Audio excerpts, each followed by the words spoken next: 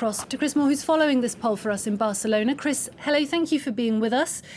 Relations between Madrid and Barcelona were already tense going into this Sunday's poll. No doubt these scenes of violence will have only made matters worse.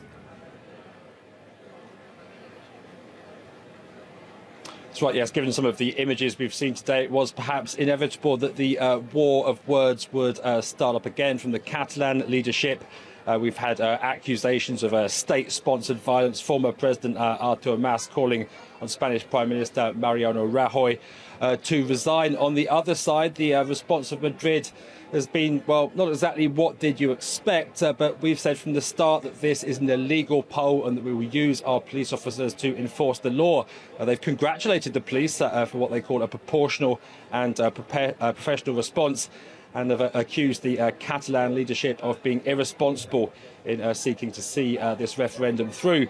And the background to this really is Spain's biggest political crisis in decades, one in which the rhetoric has at times been incendiary, and one in which both sides have moved ever further apart, really entrenched into diametrically opposed camps. It was perhaps inevitable that come referendum day those tensions would be played out on the street, but that doesn't stop the sense of shock at the violence of some of the images that are being shared. People here, for example, have been sharing images of what went on in some polling stations this morning.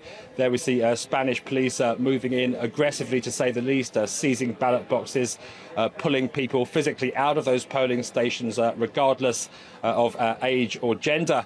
And in terms of the international response, obviously the temptation for organisations like the European Union is to try and take a hands-off approach in the run-up to this poll, as is the case for perhaps many other European governments. But we're obviously seeing several figures across Europe and further afield condemning what the Spanish authorities have done today and urging them to ease off.